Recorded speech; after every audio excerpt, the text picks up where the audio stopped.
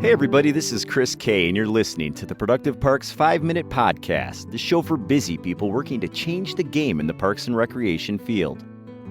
In today's podcast, we're going to be talking about evaluating maintenance employee performance. As manager or supervisor, have you fallen into this trap? You spend time and energy on employee selection, hiring, and training. Once the workers are on the job, they get left to their own devices. You let them get bearings, have the team help them manage issues, and deal with the bigger picture.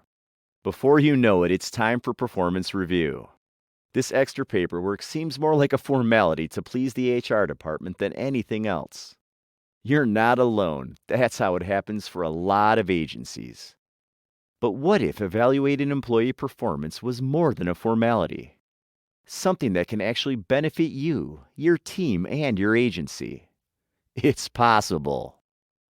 Benefits of evaluating maintenance employees. Good management and supervision are not simply a matter of putting plans into action. It also requires coaching your employees to encourage for the best quality of work. Effective employee evaluations create an environment where employees are more engaged, accountable, and focused. In addition, performance reviews help with the following. Allow for checking in without micromanaging. Create a path for an individual's career growth. Address areas for improvement. Determine necessary training. Acknowledge the strengths of good employees. Open the discussion on new ways of doing things. Guide current and future projects. Provide documentation to track an employee's development. Beginning to see the potential of making evaluations more than a formality? Let's go over the process. The evaluation process. The evaluation process involves objectively assessing an employee's performance, clearly discussing it with the individual, and making a plan to move forward. The foundation of an employee evaluation is a formal, standardized, and objective performance appraisal or review. If your agency doesn't have one in place, collaborating with your team, managers, and the HR department allows for creating a review that is fair and beneficial to all levels of employees. Ideally, an appraisal is clear, straightforward, and not so cumbersome that it causes rater irritation or fatigue when preparing the review. Performance review preparation. Maintenance supervisors should start by reviewing the employee's job description. Then make sure all the criteria in the appraisal are appropriate. Make a time with minimal distraction when your mood is neutral. Seems easier said than done, right? If you are unsure of areas of the evaluation, consult with a trusted crew leader or another individual that works with the employee. Employees should get advance notice about their review meeting. Also, if applicable, they should be given an ample amount of time to complete a self-evaluation. Self-evaluations provide an easy way to compare the perceptions of the supervisor and the employee. The differences in perception encourage an open discussion during the meeting. Performance review meeting. Begin by explaining the purpose of the performance appraisal and the expectations for the meeting.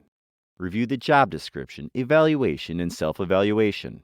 Clarify job expectations related to the evaluation findings.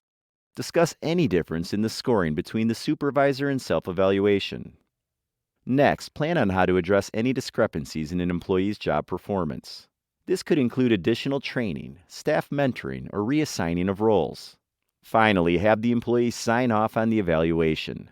Explain that signing off does not necessarily mean agreeing with all the findings, but that the employee read and understood everything presented. Supervision and employee feedback. For employees to succeed, they must receive objective feedback from those that evaluate their performance.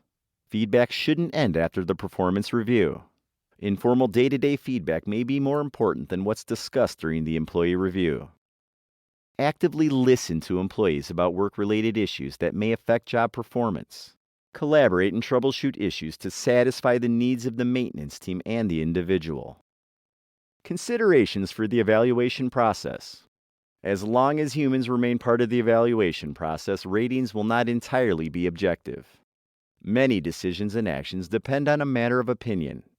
Instead of criticizing this fact, time and attention should be given to finding ways of putting those opinions in a more systematic and factual basis. Typical rating errors any evaluator should be aware of include the following.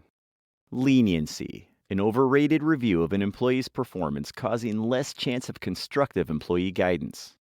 Halo effect, An employee does one thing so well that it influences the overall rating of the review, causing inaccuracies about the individual's entire performance. Central tendency. Not fully knowing an employee's particular areas of performance causes an average or standard rating when it may not be the case. Contrasting. Comparing an employee to oneself rather than objectively rating based on performance goals or job description. Bias. Rating on assumptions, prejudices, or an employee's past behaviors causes an inclination toward a conclusion rather than objectively approaching it. Incorporating objective data. One way to balance subjective opinions is by incorporating and analyzing objective data based on an employee's work performance. For example, agencies using computerized maintenance management software, CMMS, can get quick reports on an employee's task management, labor hours, and more. Objective data in the evaluation provides evidence for an individual's ratings. While there may still be some room for interpretation, it gives the evaluator guideposts for making decisions. Furthermore, it shows the employee what led to the conclusions. Conclusion. When done right, evaluating employee performance allows you to develop your leadership skills and strengthen your team. It also allows your employees to celebrate successes, troubleshoot areas of need, and focus on career growth. Employee evaluation can be a time-consuming process. By understanding the evaluation process and how to rate an employee objectively, its value lies in the basis for permanent assignment, promotions, employee training, validation of recruitment, and other personal selection procedures. Thanks for joining me for this episode of the Productive Parks Podcast. Remember to tune in each week for more tips on how to make your agency more productive.